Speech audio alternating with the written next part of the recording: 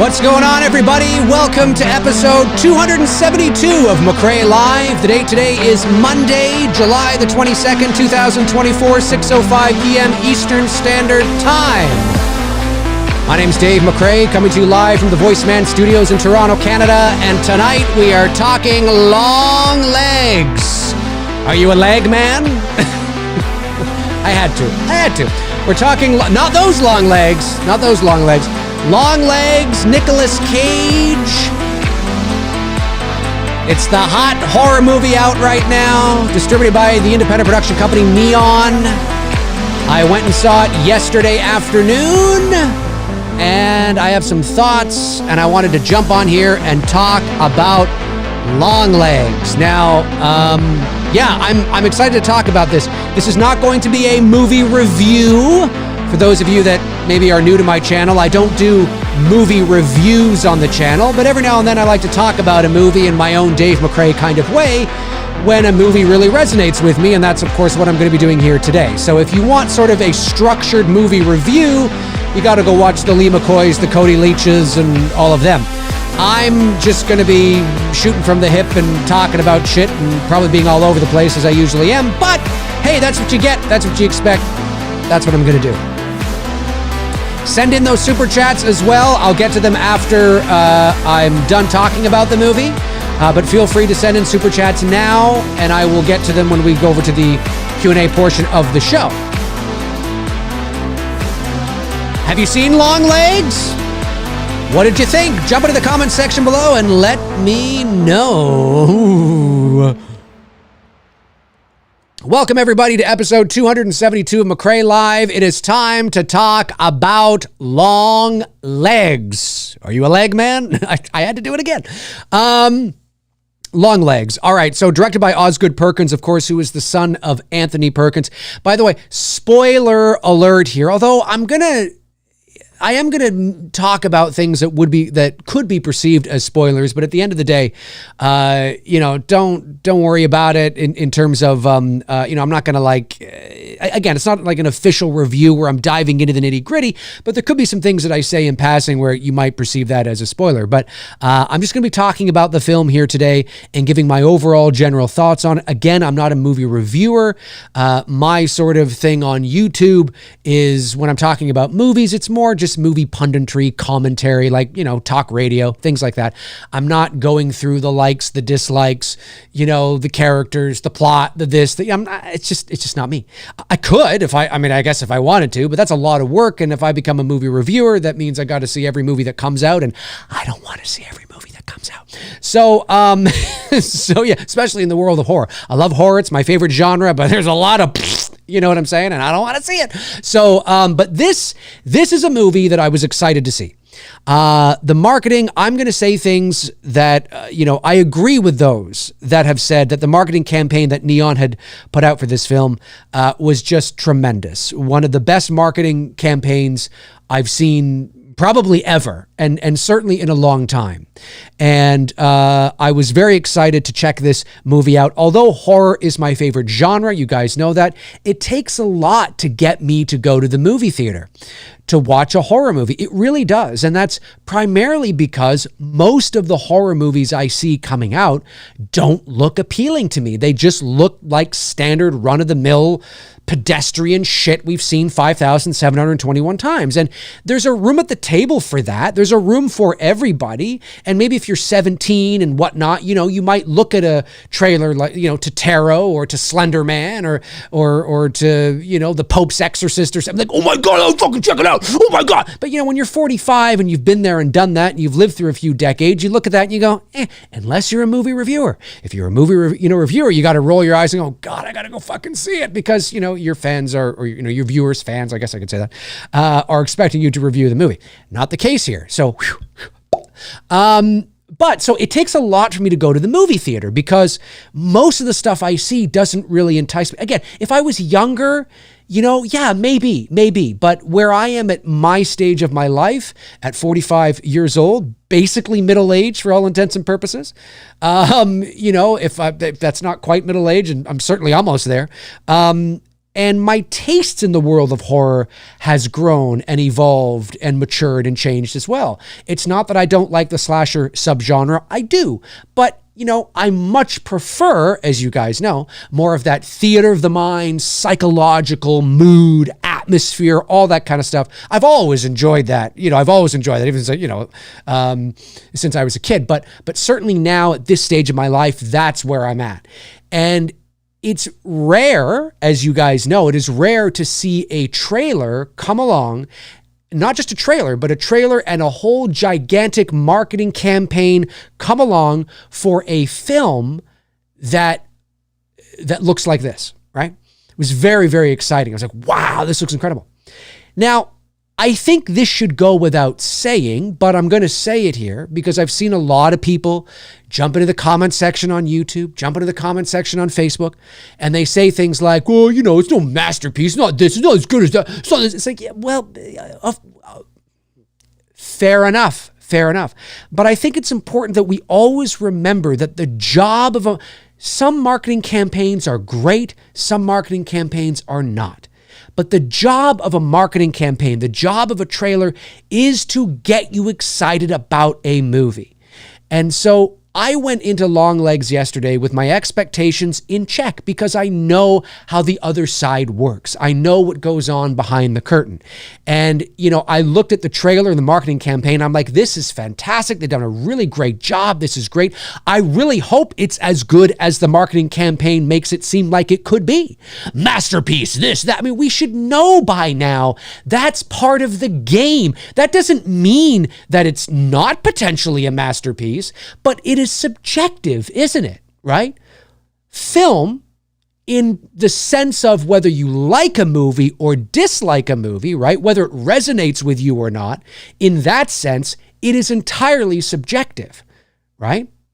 Now, there are certain movies and certain things that the general consensus is, for the most part, the vast majority of people agree, this is dog shit, this is amazing, right?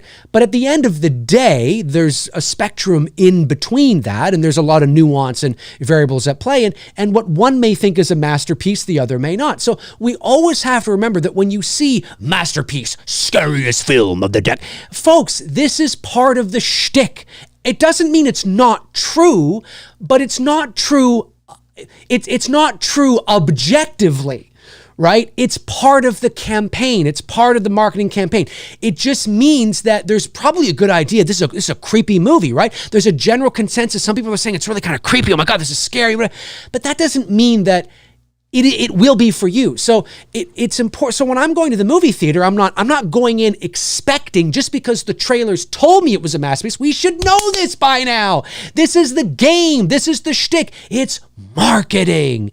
This is what it's all about. It doesn't mean it won't be for you, but it doesn't mean objectively it will be for you. So that shouldn't be, at the end of the day, in my opinion, the litmus test on whether the movie is good or not. Well, it's not a masterpiece, so therefore it's dog shit. It's like, no, that's not how it works. Anyway, it's part of, you know what I mean? Like, there's tons of things we could put on, you know, It's Me, Billy, you know what I mean? The greatest Christmas horror movie of all time. You know, like, that's just part of the thing you do, you know, to get people amped up and excited. You know what I mean? It's all part of, and every now and then it matches and you're like, wow, it really was a fucking masterpiece. You know what I'm saying? But we need to just remember this is part of the game. This is part of the shtick. So, but it was a great marketing campaign. Brilliant. And I was really hoping that the movie would be, I mean, just even half as good as the marketing made it seem. So I went in, and I watched the movie, left my expectations at the door, and I watched the movie. And I can say to you right now that I need to see the movie again. I want to see the movie again. And I need to see the movie again to kind of, you know, get all my ducks in a row, because there's a lot of cinematic language in the film. There's a lot of symbolism in the film. There is no doubt a few things that I missed. And by the way, there were these two, so it wasn't packed because, you know, it was a matinee, you know, on a Sunday. And I'm sitting there, and if you've seen the movie, you know what I'm talking about. If you haven't seen the movie, I don't know why you're here because I'm going to be spoiling it. But anyway, don't bitch and moan. Don't bitch and moan. I'm just saying, you spoiled it. What are you doing here? What are you, 5? Anyway, so, I'm sitting there and the beginnings of the movie, right? When you know that there's that we have the little girl and Nicolas Cage, Longlegs, he shows up and he's there and he's doing his thing, and he's kind of cut off, and then he leans into frame, right? And the musical sort of stingers, they call it, and it's just, and there's his face, right? Well, this girl at that moment had walked in. First of all, she's got her folks. I don't want to go off on a tangent about this, but if this is you, stop doing this. Turn your fucking phone off. I didn't pay $15 to see you on your phone. It's stunning to me that we still have to tell people this. Stop. You're not in your living room. You're not in your living room. Anyway, so she comes in with the light on. She comes in because obviously the movie's on right now, right? And she's maybe, a tad late. She comes in with the light on. She's walking around like, what are you doing? What are you doing? What? And she couldn't, she's probably in early 20s. Like, come on, man. You're old enough to know better. And then Nicolas Cage leans into frame, right? And it fucking, the sound, and she literally goes, and falls onto the stairs, and the phone like shoots the light beam up into this fucking thing. And now I'm looking at her, and I don't know what the fuck's going on here. And I'm like, you know what I'm saying? So then she runs out of the theater. 5 minutes later, she comes back in with a friend of hers. She walks across the front, like this, and then she goes and sits over here on my up kind of right? And they're kind of going, I was this close away of pulling a George Costanza. If you know Seinfeld, you know what I'm talking about. But it's just like, guys, like, fuck, like, stop it. Anyway, so there was a few times I got a little distracted in intense moments. So I've got to see the movie. I want to see the movie again because I know there's some things in there I want to dive into and see. But I can tell you, overall, I really enjoyed this movie. I really enjoyed this movie a lot. Now, let's talk about the star of this movie. Okay, what is the star of this movie? Well, let's be honest. The star of this movie is the mood and atmosphere. This is a Dave McRae kind of movie. I mean, look, I hope one day I can make a film that can be released on the big screen that is dripping with this kind of mood and atmosphere. This is exactly how I would have made this movie. You know what I mean? Through the use of cinematography and just the sound design and when not to have music, right? Just the silence and the elements as well and things like that. This is the star of this film. Now, when we talk about the story, a lot of people had some issues with the story. Okay. The story is fine. It's fine. It's nothing to write home about. It's not, it's not reinventing the wheel. It's not really deep and intricate and with all kinds of twists and turns and this and it's just like, fuck, wow, what a story. No. And so is the story the weakest part of the movie? I guess so, but I wouldn't say that it's weak. I mean, I've seen movies with weaker stories. But the star of this movie is definitely the mood and the atmosphere, the way that Osgood Perkins has created and set things up. And, and I've talked about this many times on this channel, even with my own 2 films, right? The way that they crafted the image in this movie, how long they linger on a shot, how fast they move away from something. There's that great, and I would have done the same thing. There's that great shot where our lead there, oh God, what's her name? Fuck, I'm blanking on her name now. Anyways, you know who I'm talking about. The chat room will let me know. She's sitting at the at her desk, right? And she's on the phone with her mom. And Perkins has decided to frame the shot so she is sort of frame left, and her doorway to the kitchen is frame right. Now, there is no reason to frame it like that, okay, other than to create a sense of unease and to make the audience think, right, to to draw out anticipation, to make you feel uncomfortable, because your eye is drawn more to what is sort of frame right, center frame, really. She's more kind of pushed over to the left a little bit. Lee Harker, that's it. Thank you, Wade fucking Wilson. Lee Harker, thank you. She's sort of off to the, frame left, excuse me. And so your eye is always drawn over there. And he does that twice in the film. Maybe more than twice, but I think at least twice. It's that kind of thing. That's just a minor sort of example. But taking your time to craft the image, to know what you want your audience to feel. Like in It's Me, Billy, Chapter 1, when we put the camera on, the jib on track, and we pushed in across the table to Sam as she's telling her story about her grandmother. We could have just put that camera on sticks, which is a tripod, for those of you that don't know. We just could have had that on sticks and just had it as like a close-up shot, and just had a complete, a static shot with Sam telling the story of her grandmother. We could have shot it like that.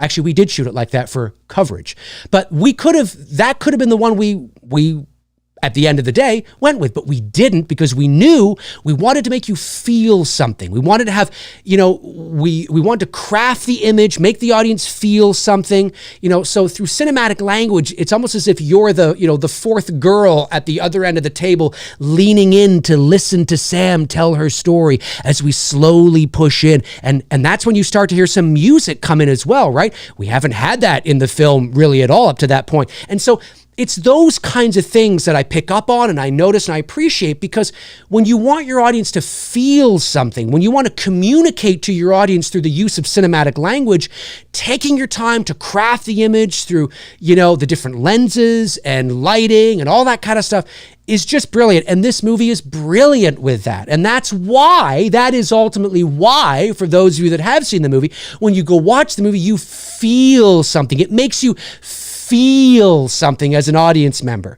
right? It's not just the sound design. It's the way the image is crafted. It's the tone that is created via the crafting of the image, the crafting of the lighting, camera movement, whether we're on a steady cam, or whether we're on sticks, or whether we're, maybe on, a slider moving from left to right, whatever the case is, being able to make your audience feel something very pensive, very taking your time, right? Not rushing through shots, not rushing through the moment. And this is just fantastic with that. And obviously,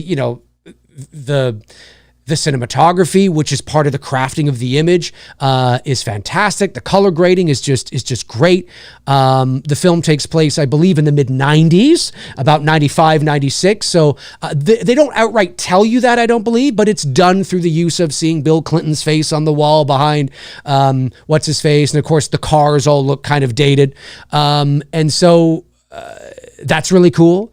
But that is, and of course, the sound design. I mean, the sound design is brilliant, right? And how it's mixed and what sort of sounds in the mix the audio engineer and Perkins want sort of at the forefront for the audience to hear, and sort of what sounds they want sort of buried sort of, in the mix, excuse me, not mixed. Well, it is mixed, but in the mix, blended in and what sounds kind of pop out and things like that. I really appreciate that as somebody who's worked with sound for over 20 years of my life, who did all the sound on It's Me, Billy, Chapter 1, who was doing all the sound on It's Me, Billy, Chapter 2. I work with sound, obviously, professionally as a voice actor and whatnot. So I absolutely appreciate that part of it as well. And so, making those certain sounds pop and hit and, it feels very like there's a scope to it. And that just helps to sort of reinforce the image that's been crafted and how moody and atmospheric and dripping with mood and atmosphere that it is. So with Longlegs, that really is the star of the movie. The star of the film is the tone and the look and the mood and the atmosphere. And I just absolutely really, really appreciate that. It means, those are the kind of movies that I wish I could see. Those are the kind of movies I want to make, to varying degrees, of course. I mean, it's not that every movie I would make would be like that, but but that's my kind of jam. You know, you could look at Prisoners, right? With, Hugh Jackman. I mean, the same kind of thing, right? You know, there's a tone, there's a feel to that movie, right? Zodiac, you know? Now, I know that this movie's being compared to Silence of the Lambs and Seven. I can see why you would make the comparison. I think at the end of the day, I don't think there's anything in it that is outrightly obvious as a comparison. I'll have to watch the movie again as a comparison to Silence of the Lambs and Seven. I will say that I think the movie itself, the story as well, is very reminiscent of movies from that time period. So I think that, late 80s, early 90s, this would be a movie that would fit in very well in that time period, because these were the kinds of movies that were being made. It's an independent film as well. And so, kudos, man. I mean, I don't know how much the budget was, but I don't think it was very much. And I think they've done a really, really great job here. Again, folks, independent film doesn't mean amateur home movie. It means any movie that is, this is the Cliff Notes version, but any movie that is essentially made outside of the studio system via independent production companies and independent funding and things like that is a independent film. Independent films are professional movies. Most independent films have lower budgets, obviously, because they don't have the access to the resources and the connections that a big studio has. But they're certainly not like, home movies or amateur films, although there are varying degrees of quality of independent movies. That is true. But Longlegs is an indie film. And what Neon has done, with the marketing, I think is just fantastic. Let's talk about Nicolas Cage in this movie. So one of the things so my thoughts on, I'm lukewarm to Nicolas Cage. I don't hate him as an actor at all. He's been in some really great movies, but I wouldn't say that he's one of my favorite actors, but I think he's got his own style, his Nicolas Cage style. And when you're hiring an actor like Nicolas Cage, you're hiring him for a reason. I mean, why would you hire Nicolas Cage when you can hire anybody else, right? I mean, so when you hire Nicolas Cage, you know what you're getting. There's a reason why you're hiring him. I will say that, let me say this. And again, spoiler alert, if you haven't seen the movie, I don't know why you're here. I really like the fact that they did him up in prosthetics. Loved it. Because I didn't see Nicolas Cage at all. Now, once he got into his theatrics, you definitely could feel a little bit of that Nicolas Cage. There's no doubt about it. But he didn't look like Nicolas Cage. And I think had he looked like Nicolas Cage, it would have been very distracting. And it's primarily because Nicolas Cage is Nicolas Cage. And he has that stereotype of being eccentric and being in a lot of his movies, right? He can be eccentric and theatrical, very like, hey, not unlike somebody else you might know, me. But no, he can be very theatrical and eccentric. And so I think that he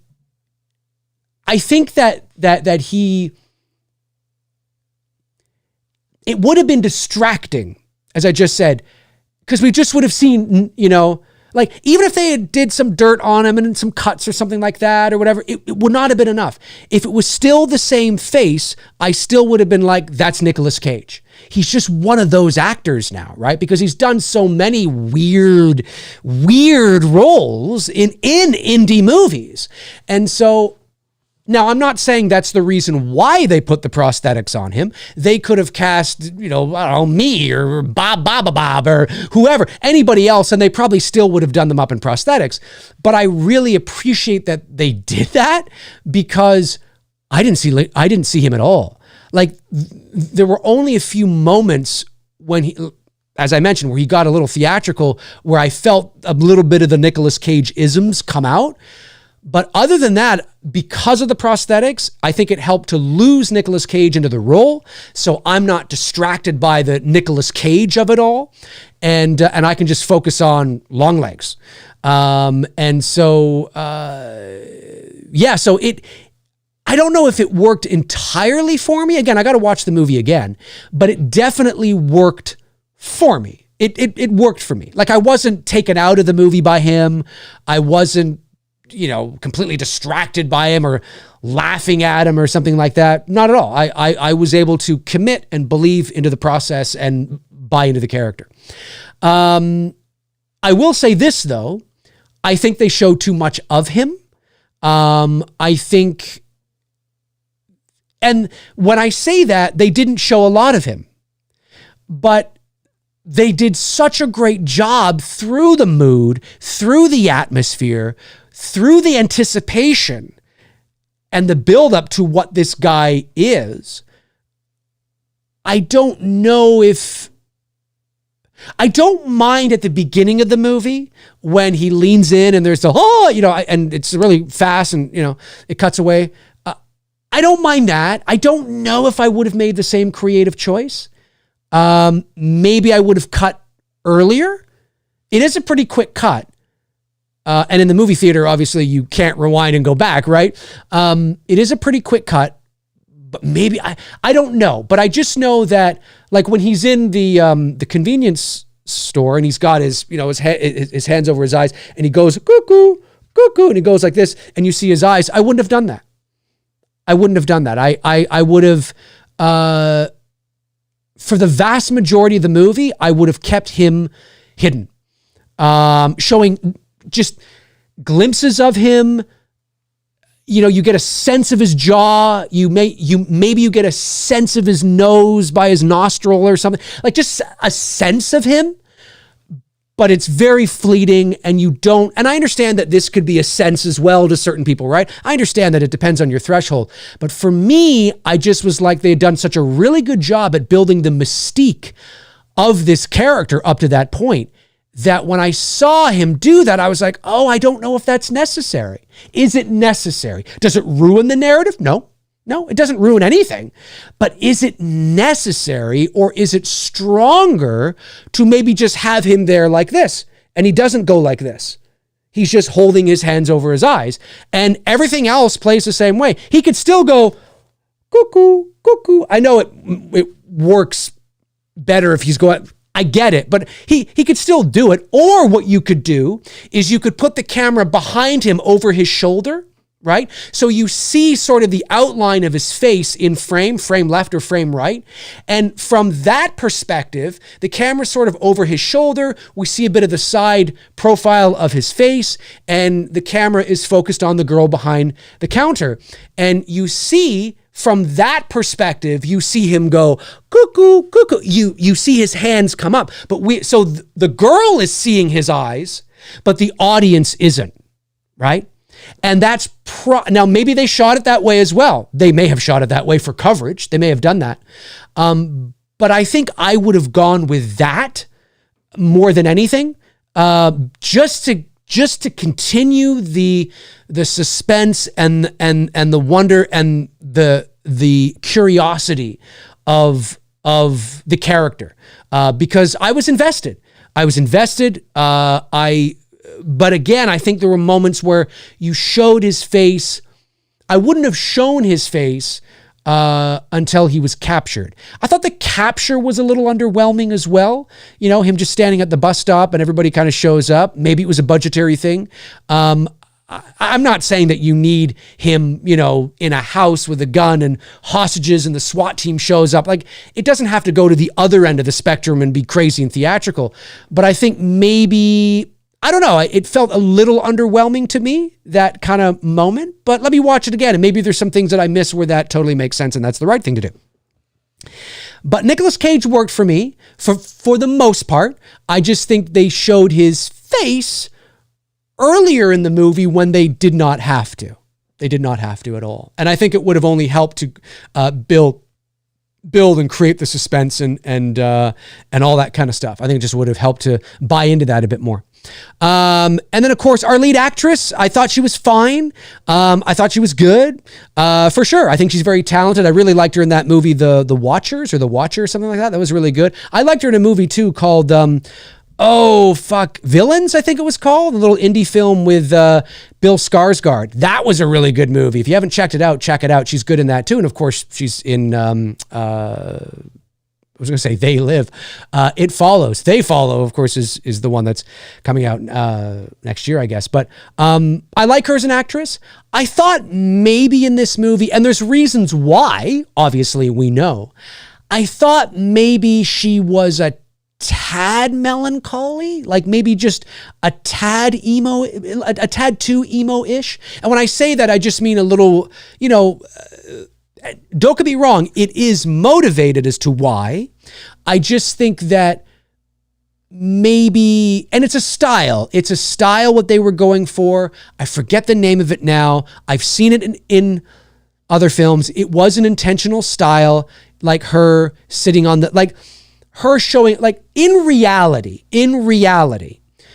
if she showed up to your house like that, very stoic, melancholy, very just kind of, and you said, "Oh, hi. Oh, honey, this is, Lee. She's my partner." And she goes, "Hi." Like that. I mean, it would be awkward. It would be weird. You'd be like, "Are you okay, Lee? Like, is everything okay?" But nobody questions her, right? Because that's just who she is. In this universe, it just kind of, it works for the tone of the movie, the style of the movie. Nobody questions it, but you buy into it because there's, you know what I mean? I've seen other movies like that too. And it's fine, but there was a little, I think maybe there could have been just a little more from her maybe. Just to kind of, like maybe she opened up a little bit more, like how she was talking to her mother on the phone. Maybe that's how she spoke to, her boss's wife, like when she went over to the house. Maybe she was just a little more like that, because she felt like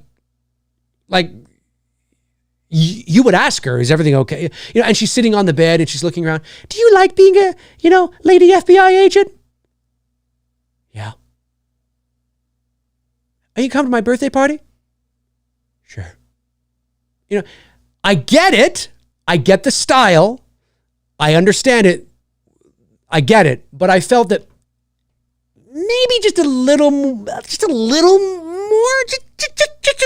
just push it just a smidge, because you don't want to push it all the way the other way either. Like, I am not suggesting that she needs to go, "Hi, how are you? I'm Lee Harker. Yes. Oh, nice to meet you." That's not what I'm suggesting, because then you're removing the reasons why she's like that. I just thought there were certain scenes where I think it would have been a tad more believable for me if she had been just and I mean tiny little bit more conversational, kind of like how she was with her mom on the phone or something. But again, this story, I thought, I was anticipating that maybe what was going to happen was that Lee was going to be the accomplice. Of course, we now know that it was her mother, and we know why. Of course, the mother essentially made a deal with the devil. I mean, essentially to protect her daughter and the whole thing. And Lee's been living in this fucking world and that's why she's like that, right? She's, she's, whatever. And then of course, when the mother shoots the doll, it sort of releases the spell. I kind of liked the supernatural edge to this movie. And I call it an edge because it doesn't go full on supernatural. I mean, it's not like, all of a sudden it turns into, The Conjuring or something, right? Or it turns into Insidious. It doesn't go that far. There is a supernatural edge to the film, and I think Osgood Perkins keeps it within its lane. I think it's just mysterious enough and just edgy enough and just creepy enough that it doesn't fall into the realm of hilarity. Because I think with a movie like this that is very focused on mood and atmosphere, and it's creepy and it's eerie and all this kind of stuff, to then kind of go too far the other way, you're running the risk of doing a 180 and all of a sudden it's like, what the, it's a different movie. It's a completely different movie, a different tone, a different everything. That doesn't happen. So, you see a bit of the devil kind of, the goat horns, the symbol of the devil, we'll say, the goat and the horns and things like that. You see, certain moments in the movie and stuff. And I like that. I like the subtlety of it. It's not in your face. It's just reminding the audience that there is something weird going on here. There's something beyond their control. There's something unexplained, but they don't go so far into making it silly and crazy. And so I did like that angle to it because they kept it in check. They didn't go too far. The mother being the accomplice, I was like, okay, yeah. I thought Lee was going to be the accomplice because I thought, and that might have been an interesting angle. Of course, you would have had to have backtracked the story a bit, rewritten a few different things, of course, make that make sense. But that might have been an interesting angle too, where maybe Lee, there is no mother, and her mother died many years ago, and Lee thinks she's talking to her mother. Again, we've seen movies like that, but here's something to keep in mind too, folks. There are no new stories that can be told, okay? That doesn't mean that there are not many new ways to tell them. Everybody has a story about going to the mall. Everybody watching this video right now, this show right now, has a story about going to the mall. But everybody's story is going to be different, right? It's what happens on your way to the mall while you're at the mall, and it's the story within sort of the premise and the setting, right?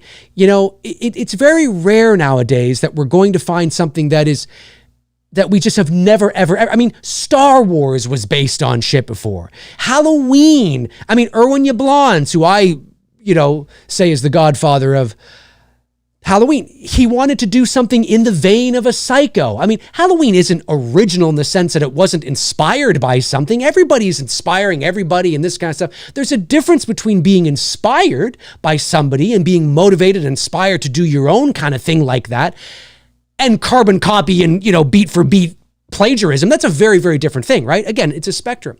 So, but especially nowadays in 2024, there's so many thousands, maybe even millions of movies out there. It's very difficult to do something you've literally never, ever seen. There's always something about it that, this movie's kind of like this. It's kind of like a horror movie version of this. It's kind of like a comedy movie, version of this. It's an action movie version of that. Like it's, and now we're blending fucking genres and you know what I mean? So, but for me, I appreciated the story. And I thought that it might have been, again, we've seen this before, but again, it's all in the execution. And here's the thing, if you can make the audience believe it 100%, they buy into it, they believe it, and they're locked in and dialed in, then these twists will be huge payoff. The groaning and the rolling of the eyes and the disappointment comes when the audience can see it coming a mile away because you as the filmmaker haven't done a good enough job at concealing that. And making, it's twists and turns in movies are sleight of hand magic trick, right? And you've got to be really good at drawing your audience over here while you're doing something over here. You know what I mean? And that can be tricky. That's not easy to do. And some twists and turns you get a sense of or you see coming and some you don't. But I think it would have been cool, if Lee was, again, the story would have to be rewritten a little bit, but if she was the accomplice. Now, maybe for some of you that might have been too obvious, but for me, I didn't suspect that initially, and then it was getting to a point where maybe I thought, well, maybe she is. Like, do you remember when they go to visit that woman, and her name is written in the guest book?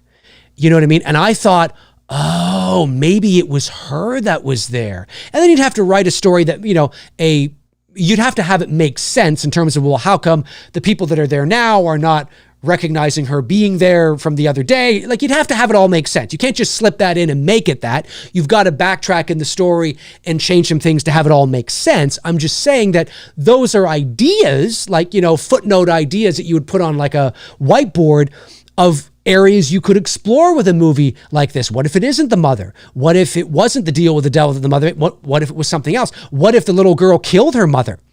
Right? What if she killed her mother? fuck, like, what about that, right? And she thinks she's talking to her mother. You think she's talking to her mother. The audience or the film plays it straight, you know what I mean? And doesn't make you think she's not talking to her mother at all. Maybe she even goes over to her mother's house and her mother is there and they're having a conversation. They play it totally straight. But then, of course, through the events, you find out, oh, fuck.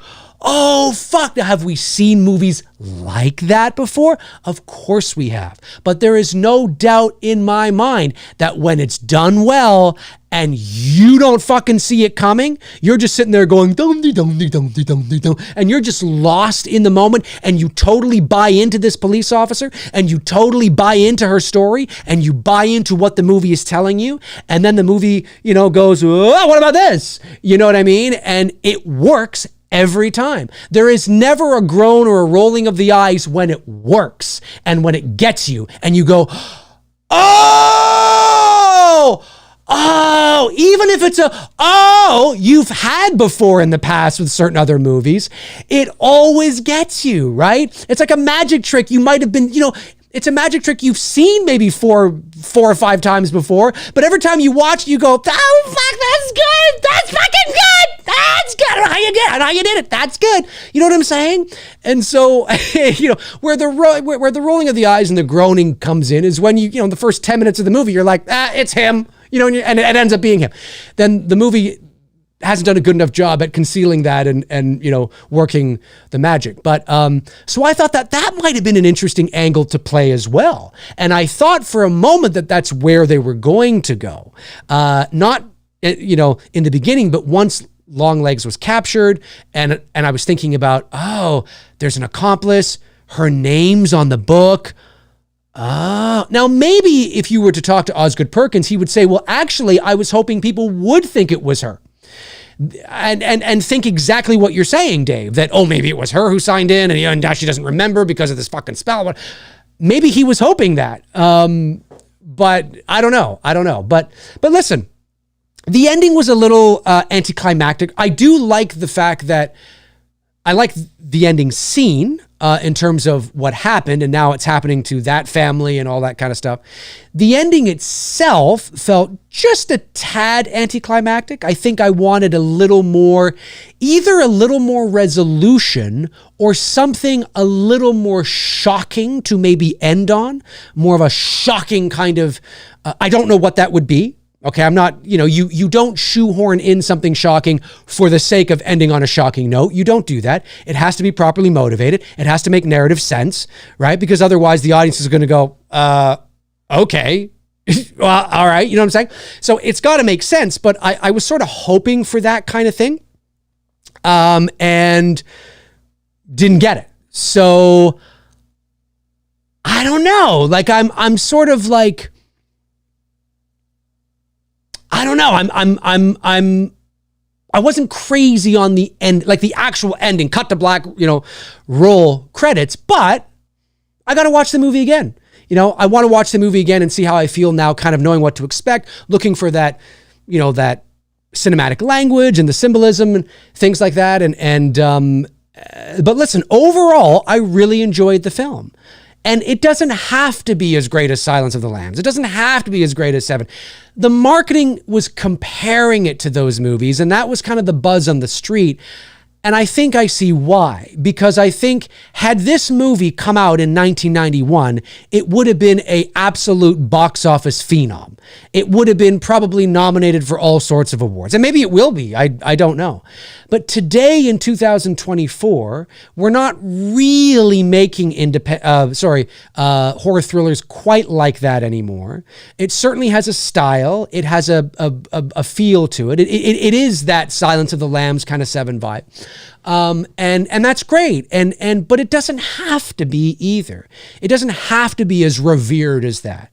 I think it's a very good thriller. I do. I think it's creepy and I think it's eerie. And that ultimately is the star of the movie. So if you love mood and atmosphere like I do, if you love dripping mood and atmosphere and all that kind of stuff, you will thoroughly enjoy this. And it has a serviceable story that I think is fine for putting it into it's fine. It's not going to reinvent the wheel. It's not going to, I don't think Longlegs is necessarily going to become a, revered classic 30 years from now.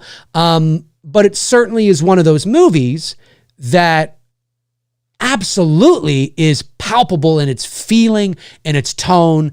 And for that alone, it's worth a watch. I think if you like psychological horror movies, I think if you like psychological thrillers, I think in the vein of Silence of the Lambs and things like that, in that vein, then I think you should absolutely check out Longlegs. And don't think that, well, I have to go in and expect Silence of the Lambs, but that's the kind of movie it is. I think you'll enjoy. I enjoyed the hell out of it. I thought it was really good.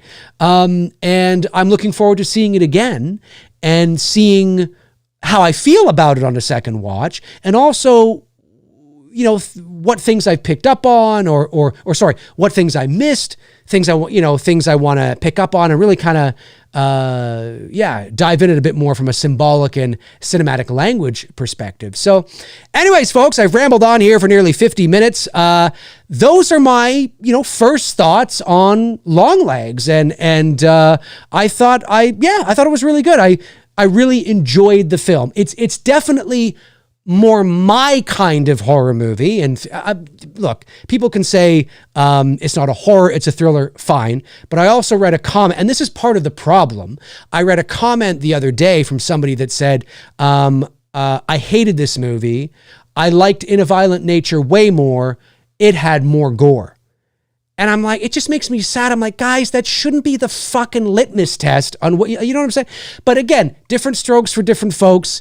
If I understand that we live in a world where there are certain people, a lot of them are you who watch me, that these kinds of horror movies are just not your jam. For you, and I say this with all due respect, I'm not throwing shade or anything, I'm just saying there is a section of the horror audience, I'm just saying the truth, that for them, horror, what they like and what they want to see is Terrifier and, In a Violent Nature and Hatchet and, more of the slasher blood, guts, and gore. And there's absolutely room for that, at the table. But you should have known going into Longlegs that it wasn't going to be that kind of a movie. So I don't think because it wasn't the type of horror movie you like, that doesn't mean it's a shitty movie, right? You know what I mean? Because it's not for you. It's not your, you know what I'm saying? If it is your kind of movie and it didn't work for you, well, then your criticism and your thoughts on it hold more water and more weight because you can assess it and look at it from a, more of an analytical perspective from the genre it is in, from the perspective it is meant to be assessed at, rather than just, it didn't have any gore, it's shit. No, that's not, there are far too many people, and Letterboxd does not help. Letterboxd creates the illusion that everybody knows how to review a movie, and they don't. They absolutely don't. And there's a, I'm not saying that people, if you didn't like a movie, you have to give it a good review. I'm just simply saying that there are far too many people out there that think they're movie reviewers and that have no idea how to review a movie. They're just shooting from the hip emotionally and just saying shit like, it's dog shit, it didn't have any gore. That's my review. No, that's not a fucking review. That's not a review. That's not how it works. That's not how the Force works. But anyway, yeah, so I really enjoyed it. I'm looking forward to seeing it again. If you're watching after the fact, jump into the comment section. Let me know your thoughts on Longlegs. What did you think of it? Did you like it like I did? Maybe you didn't like it. Tell me why you didn't like it. And please go beyond, it just fucking sucked. That's not telling me anything at all. So try to put some, a couple of brain cells together and think for a couple of minutes. I know that we live in the TikTok generation, but I'm just saying that maybe try to do that and, we'll see what happens. Anyway, let's jump over to the chat room and see what all of you are saying now. Let's check this out. All right, I know some super chats did come in. Let me get these super chats that came in. We've got Unimpressive Media sends in a very generous super chat of 20 euros. Thanks, buddy. Says, hey, Dave, I hope you enjoyed Longlegs. I did. Tried to see it, but the guys behind me were talking out loud in the theater, and I had to leave after 30 minutes. Thankfully, I got a refund. Hope everyone has a great night in the chat. That's fucking brutal, man. You know what? If you're going to see a movie, shut up. Shut up. All of you. I don't care. And the only people that would be offended by me saying that are the people that do that. And if you do that, shut up. Balls deep. Woohoo! $1.99. Calvonics Music sends in $5. Says, loved Longlegs. I thought they found a great balance of having the classic wacky Nick Cage I love while also making him legitimately scary. Yeah, I agree with that. I don't think it went... I don't think it went too far. So I think they did a good job with that for sure. The Classically Deceased sends in $5. Says, just watched a movie called Watcher 2022. Yes, I just mentioned that earlier, which also starred Micah Monroe. And I thought it was good. It was good. Yeah, it was really good. Had great mood and atmosphere in that too. Had great creepy mood and atmosphere, as you just said. Have you seen it? I have seen it. I have seen it, and I really enjoyed it. Thank you for the super chat. Al Calvonics Music sends in a very generous super chat of 20 Canadian shekels and says, the first half of the film, he seemed so otherworldly, which added to the mood. Once you begin to hear and see more of him, it did lose some of the creepy feel for me. Same thought I had about the OG Jeepers Creepers. Yeah, you know what? Like I get what you're saying. I think there is a, I think there's a legitimate case for that. I was, like I said, I think had they not shown him as much,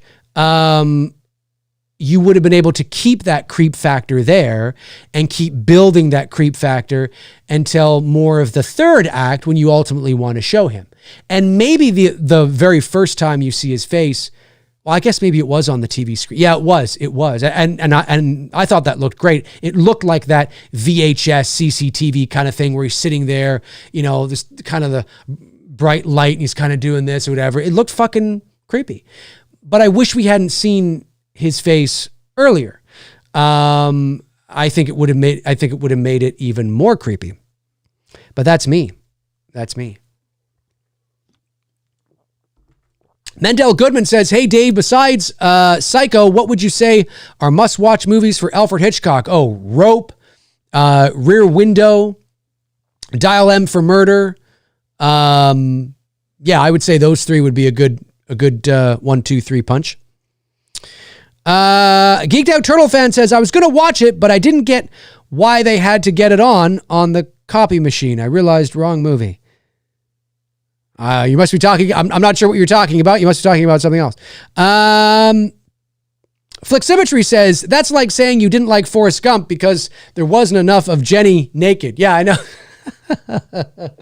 It's totally true. It's such a,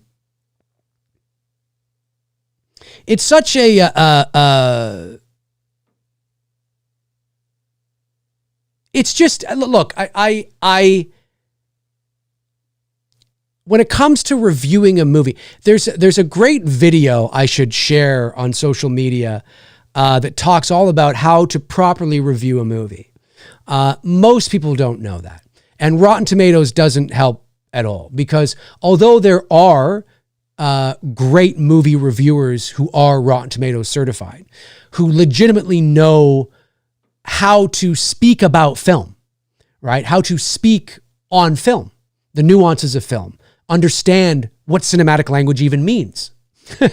There are great reviewers out there, but there are also, Gen Zers out there that have a blog, and because they gained a popular following on social media, they too are Rotten Tomatoes certified. And I've read some of their reviews. And I'm like, what the fuck is this? Like, this isn't a review. This is just like, yes, a review is an opinion. It is the opinion of the person who's giving the review, but a review in and of itself should tell me that you understand what you're speaking. Like, it shouldn't just be, this movie didn't work for me. What about it didn't work for you? Why didn't it work for you? What's the story about? Do you know the genre? Do you understand and I'm not just talking about horror, I'm talking about film as a medium. And yeah, there's just too many people that now think because they have a following in a blog, they're a movie reviewer. No, you're not a reviewer. You're not a reviewer. You're just a fan who gives your opinions on movies. And if you want to call that a review, again, that's a term that can be tossed around quite loosely. But when I'm talking about a movie reviewer, just listen to go back and watch some of the old At the Movies episodes with Gene Siskel and Roger Ebert, or just read some old reviews of Roger Ebert. That doesn't mean you're going to agree with him, but this is somebody who knows film, the medium of film, and why something didn't work, why it wasn't working. Do you know what I mean? It's not that this character sucks. Tell me why. Tell me why it isn't working. What about this isn't working? What about in the writing it isn't quite working? Do you even understand film enough to know why? Or you just didn't like the character? But what about the character didn't you like? There's so many different things. I'm talking about like real, legit film criticism, right? I'm talking about real film fucking, analysis and shit. I understand that I'm going to that degree. But when you have little Sally Sue and Billy Bobby Bob, who just have a large following and a movie blog, and they're 19 years old and they're Rotten Tomatoes certified, and they're, kind of just giving, this movie sucks, this movie's good, I didn't like this movie, this didn't work, blah, blah, blah. Their fucking review counts towards the Rotten Tomatoes score, and, you would think that every review would be a little more informed. Like I always say, there is a difference between an opinion and an informed opinion. Opinions, just standard opinions, tend to be more emotional, tend to come from more of an emotional place, and informed opinions tend to come from more of an objective, factually based place, because again, it doesn't really matter what you think emotionally. You can assess something more on an objective level. But, it can be tricky for some. It can. But, and that doesn't mean that if you legitimately don't like a movie, I'm not insinuating that your feelings on a movie are not true for you. I'm not saying that. I'm just saying that this movie sucks, it did not have enough gore, is not a movie review. That's not a movie review by any metric. It's just not. And I just wish it would stop being promoted as such. Let me see here. We'll go a little bit longer. That's right, Geeked Out Turtle fan. Billy Bob. Yes, that's right, Billy Bob. Well, if I say an actual name, knowing my luck, there's going to be an actual name who's a movie reviewer, and then they're going to think I'm talking about them personally. So I just kind of, try to make up shit.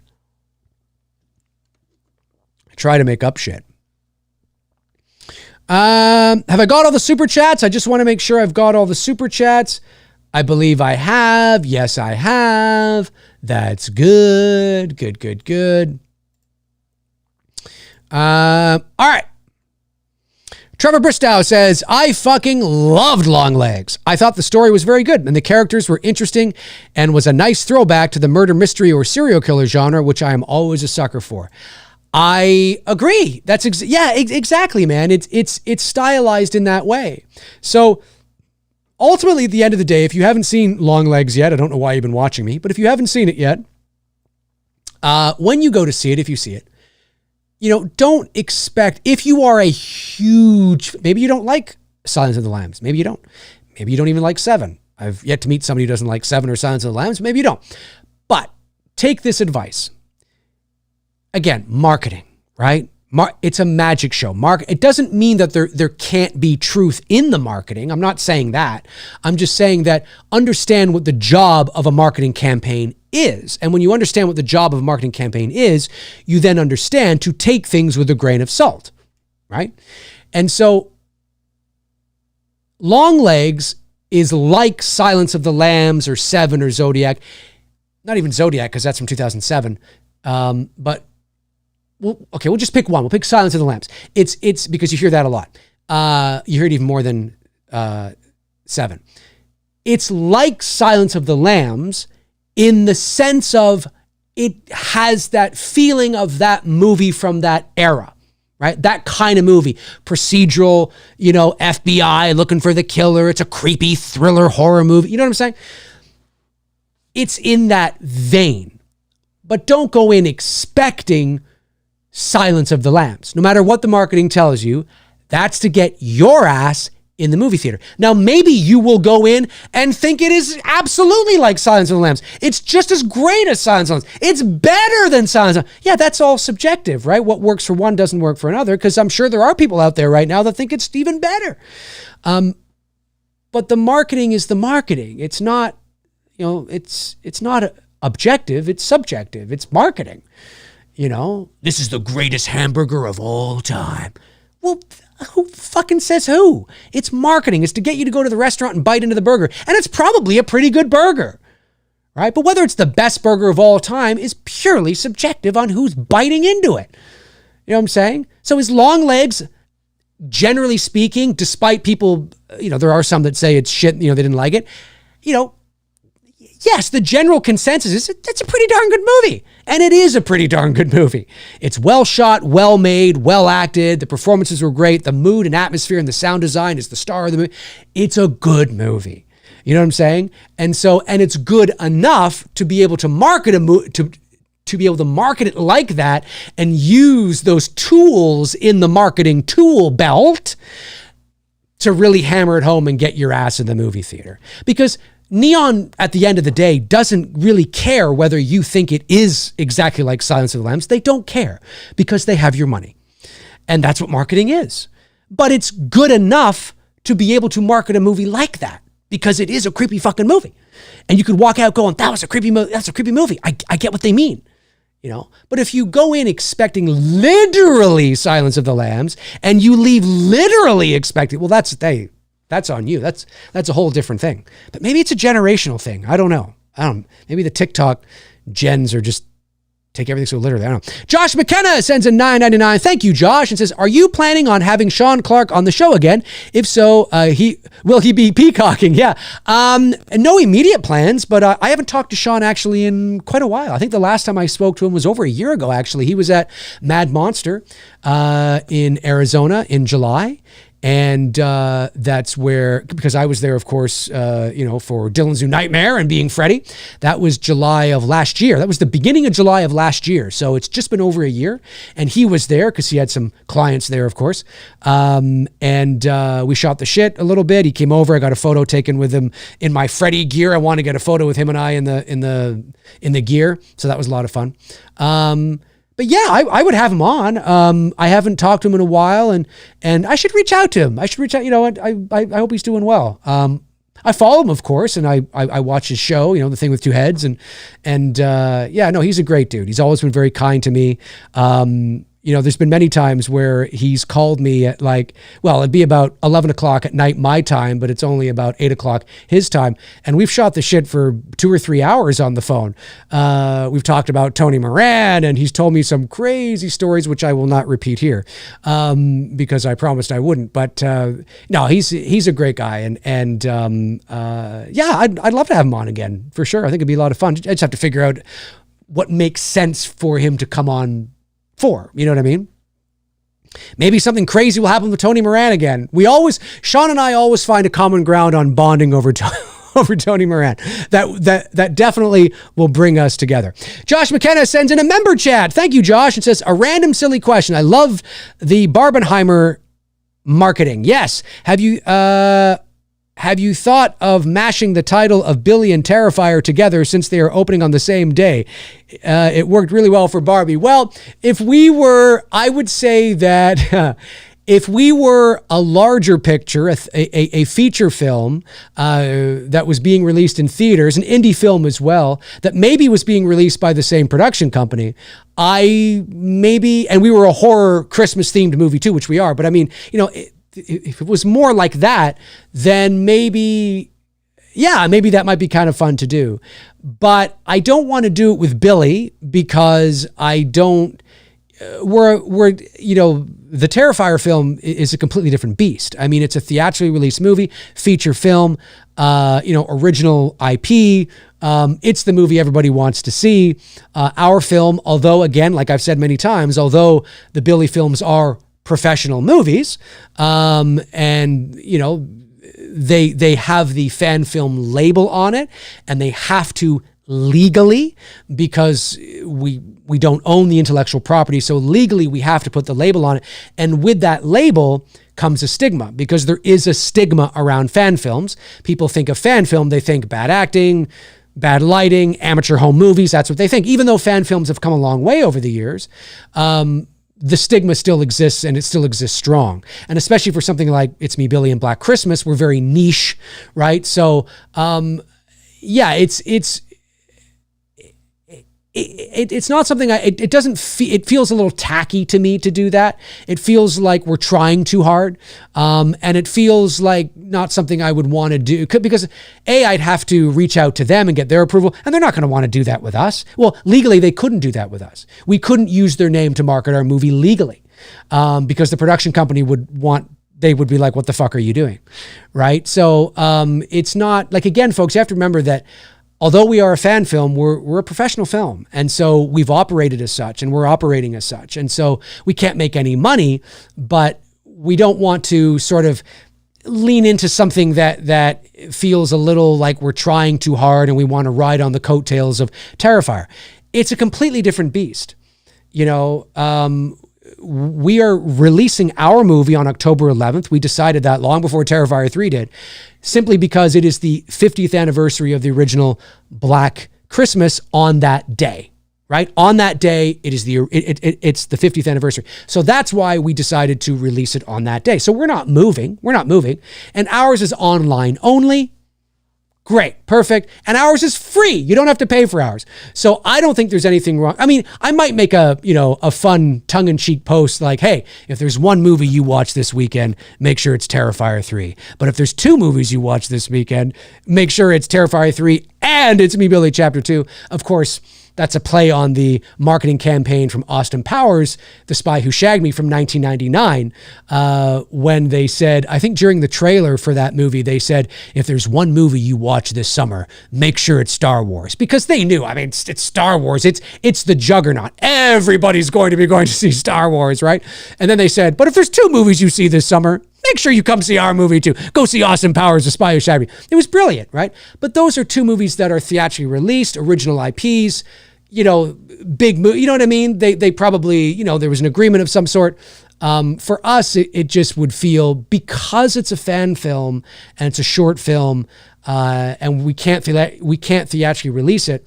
It just feels, it's just not my style. It feels like we're trying too hard. You know what I mean? Let the chips fall where they may. I don't need Terrifier 3. I mean, it's its own thing. It will do what it's going to do. It's going to be huge. It's going to be absolutely huge. I am proud of the work that we've done on both films.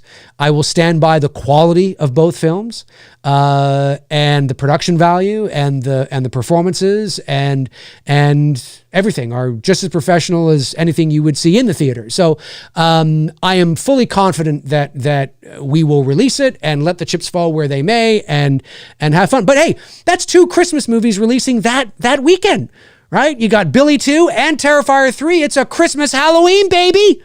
It's a Christmas Halloween. So go see Terrifier 3 and then come home and watch It's Me, Billy, Chapter 2. That's a fucking wicked Saturday night, man. That's fantastic. Am I still... Hang on a sec here. Did I miss any... I don't think I missed anything. Am I still live? I think I'm still live. Yeah. Danita Brown. Hey, Davey Deathray. Chester Franklin Jr. says, Dave, are you going to have Bruce back on the channel to talk more IMB Chapter 2? Or are you going to wait till after the trailer comes? Hope you are doing well. Yes, I will definitely have Bruce back on the channel. I'd love to get some of the actors on the channel as well. Maybe I can get Lynn Griffin to come on. And of course, Victoria. I'm sure she'll come on. I'm actually seeing Victoria this Thursday. We're getting together this Thursday to do some ADR for It's Me Billy Chapter 2. And I'm also getting together with her to sign some of those photos. So if you picked up an autograph from Victoria Miro, she will be signing those photos this Thursday. And then I'm going to treat her to lunch, and her boyfriend, actually. I think her boyfriend's going to come too. So I'm going to treat the dynamic couple to. I haven't met him yet, so I'm looking forward to meeting her.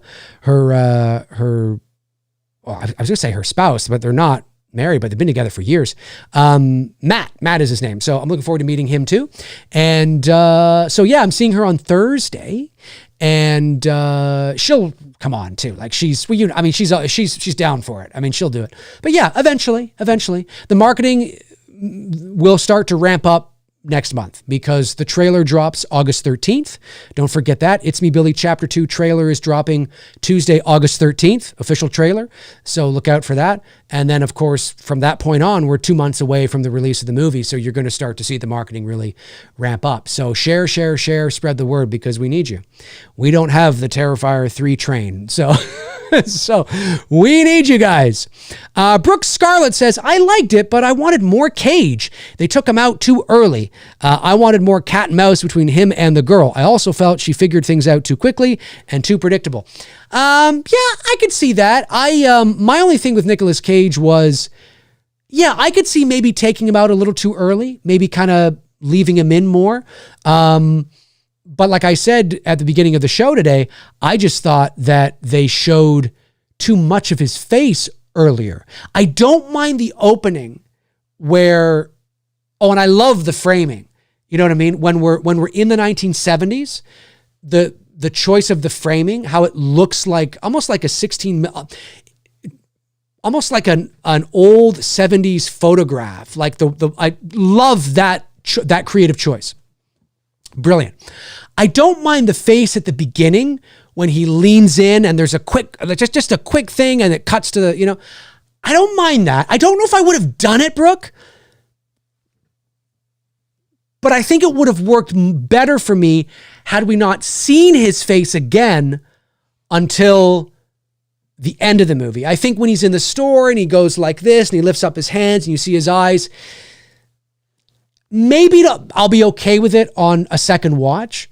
But on the first watch, I remember thinking, and when he's in the car and he screams, you get the profile shot of him. I'll tell you right now, when I saw the trailer for that movie, I thought that was a woman. I thought that was a woman screaming in the car. I didn't realize that that's Longlegs himself. And I bet you the marketing department said when they were cutting that trailer, I bet you they said, you know what? A lot of people are going to think this is a fucking woman.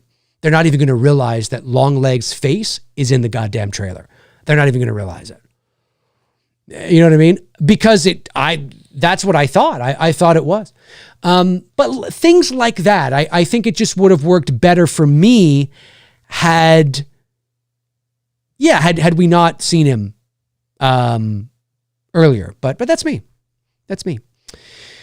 Simon says, the reason why they may have decided to include the cuckoo scene in the store is because Nick Cage's mother used to put on white makeup and do the exact same thing when he was a child. Well, Simon, keep in mind, I didn't know that, and that's fair. That's cool. I didn't know that. I'm not against the cuckoo scene. I think the scene is cool. But I think I would have shot it differently. I would have maybe had the camera, as I said earlier, I would not have shown him doing this and so we can see his face and his eyes. Now, it's not awful. It doesn't ruin the movie. It doesn't ruin the character at all. It's just for me as a filmmaker, because you guys know how I like, you know what I mean? I think I would have kind of held off a little bit.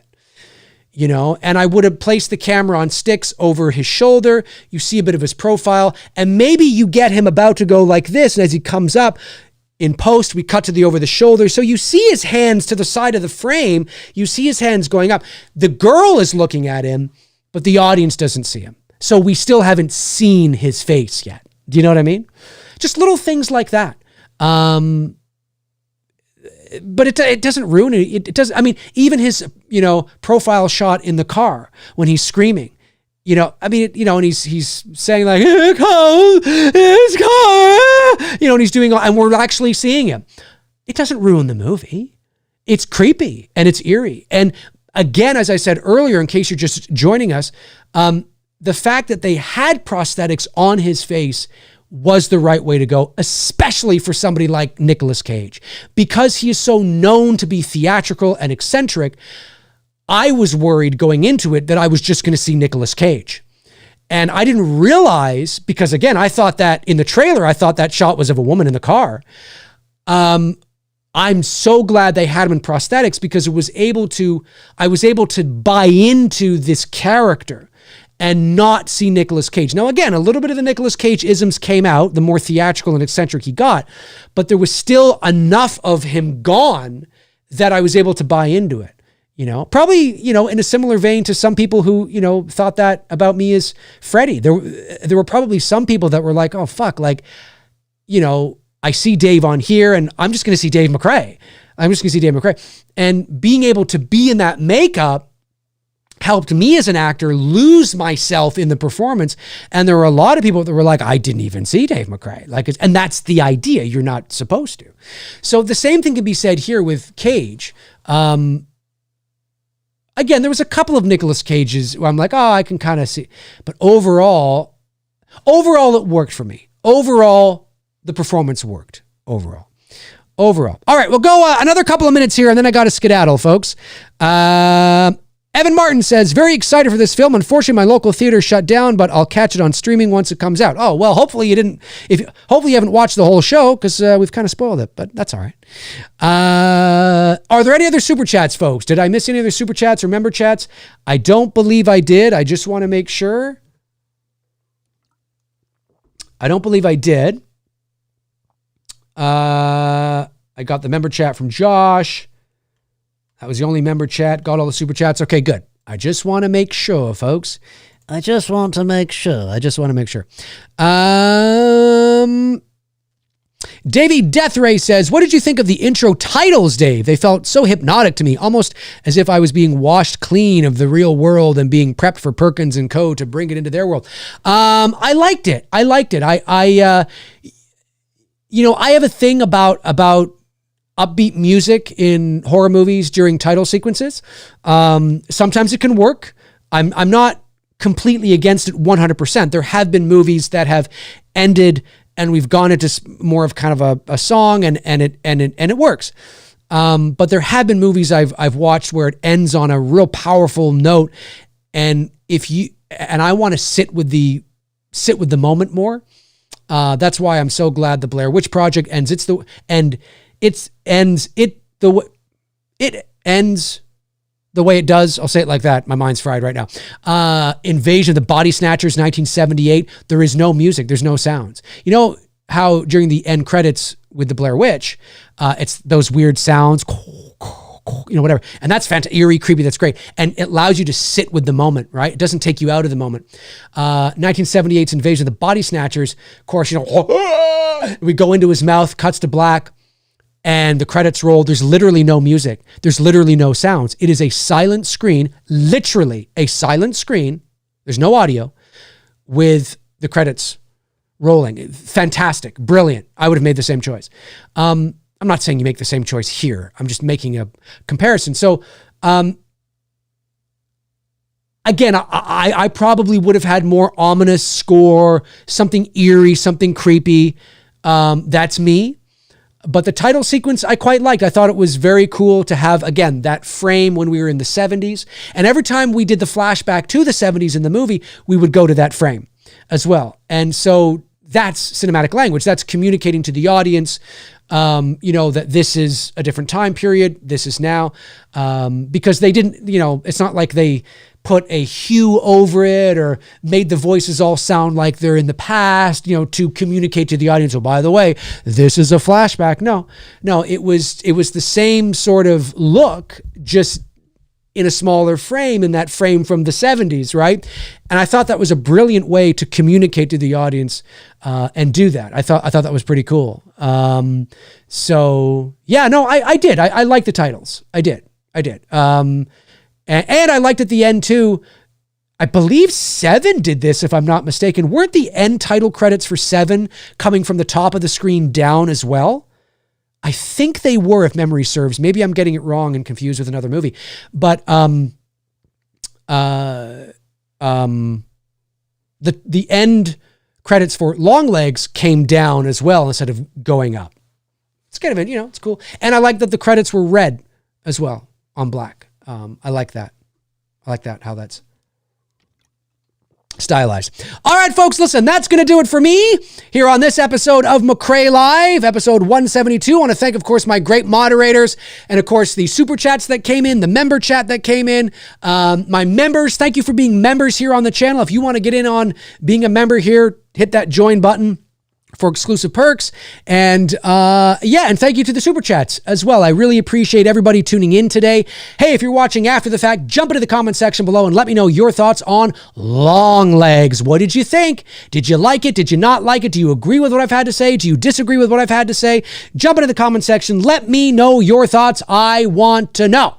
I will definitely be seeing this movie again. I don't know if I'll see it in the theater again. Maybe, you never know, but I'm definitely going to watch it again. I really enjoyed this film. I did. Again, I had some things that as a filmmaker myself, I probably would have done a bit differently, but overall, I mean, this is a perfect example of the kind of dripping mood and atmospheric, moody horror movies I hope to put on the big screen one day. Because I can tell you right now, if I had made this movie, I'd be very proud of it. Anyways, folks, have a great rest of your Monday. Happy Monday. For the Mondays. Excuse me. And I will talk to you all soon. Alrighty. In the meantime and in between time, I will talk to you soon.